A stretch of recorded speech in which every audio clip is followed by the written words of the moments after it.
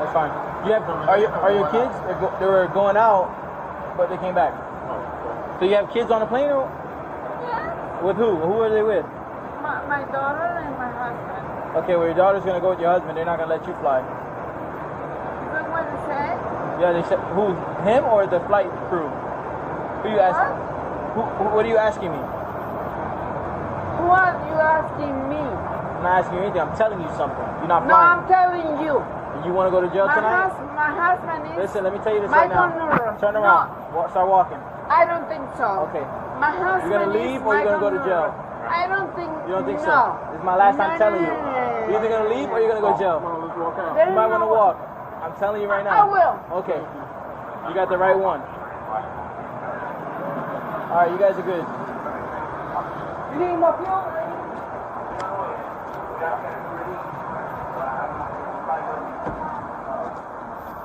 Yeah, figure it out. Where? Right to the gate right there. Walk over here, see what they're gonna do for you.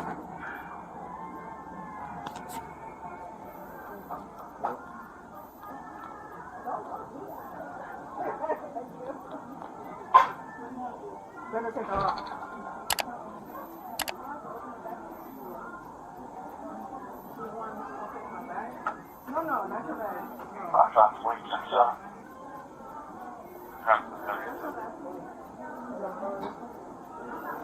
okay, 318. Well, she was that close, brother. Yeah, She was that close, though. sure we got any police down on 97 Huh? Cancel, cancel 319. Not 319 for it. We do like Monday. You can't work over there instead of Got thinking that I'm a bad person. Never see that. 318, 14 units somewhere. Ever. She out of her mind, bro. 13, Yeah, exactly. You. They mess up 4th of July. Well, for sure. What's it? God. That's exactly. You have nothing to do. Right?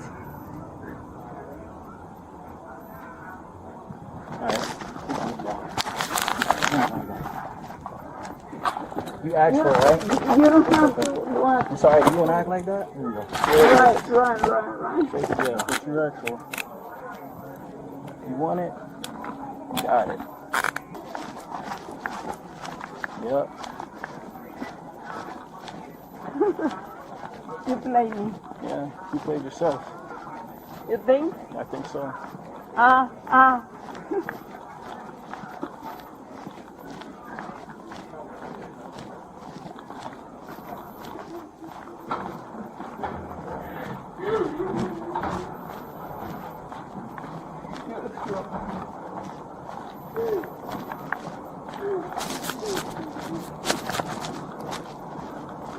Do not even change anything. No, you fucking walk.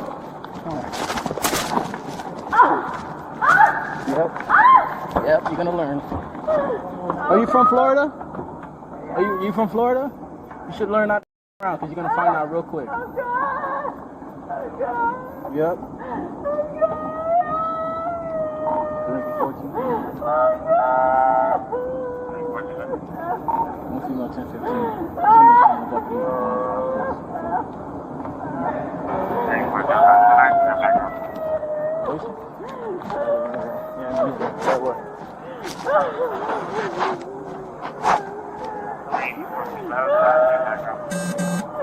A female in custody. Some deputy inside of the car.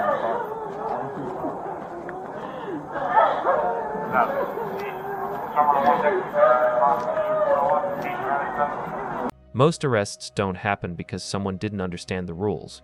They happen because someone decides the rules don't apply to them. And in public environments, airports, airplanes, train stations, that decision rarely ends well. These are controlled spaces. Safety comes first.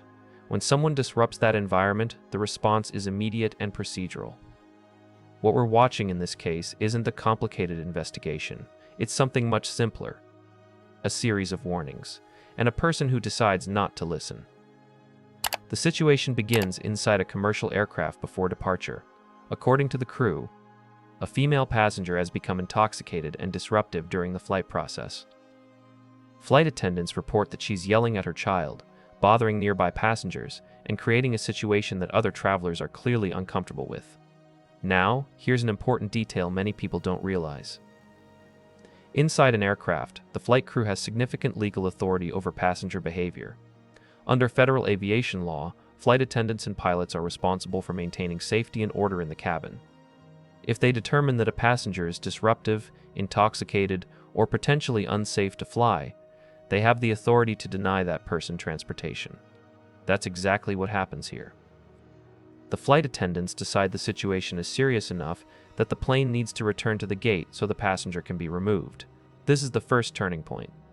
Once a plane returns to the gate due to passenger behavior, the issue usually escalates beyond airline staff. At that point, airport law enforcement becomes involved.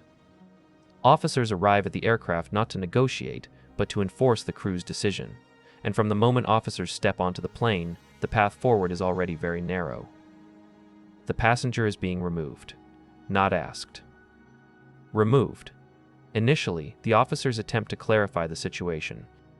They confirm that the woman has family on board, her husband and daughter, and they explain that the airline will allow the husband and child to continue traveling, but she will not be flying. This is a simple administrative outcome. Airlines deny boarding to intoxicated passengers all the time. Normally, this ends with the person leaving the aircraft and the flight continuing, but the moment that matters most happens next. Instead of accepting the decision, the passenger begins arguing with the officers, and this is where behavior starts to change the legal equation. The officer explains the situation clearly. She needs to leave the aircraft. That's not optional. The airline has already made its decision, and law enforcement is there to enforce it, but she refuses. Not loudly at first, just a simple statement. I don't think so. On the surface, that might sound like frustration or disbelief, but legally, it becomes something else entirely. Once law enforcement gives a lawful order, especially in a controlled environment like an aircraft, refusing that order can quickly become a criminal issue.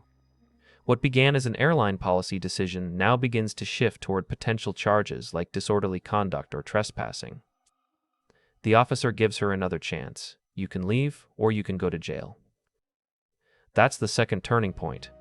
At this moment, the situation is still completely recoverable. If she simply stands up and walks off the plane, the encounter ends. She may be inconvenienced, embarrassed, or forced to rebook a flight, but she avoids criminal consequences.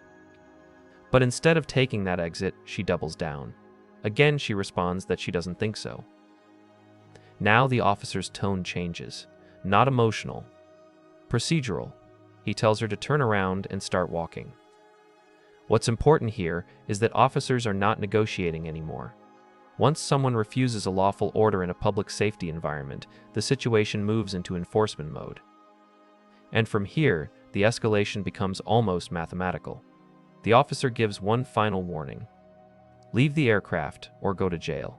Those are the only two options left. This moment is where many people make a critical mistake. They treat the interaction like an argument they can win.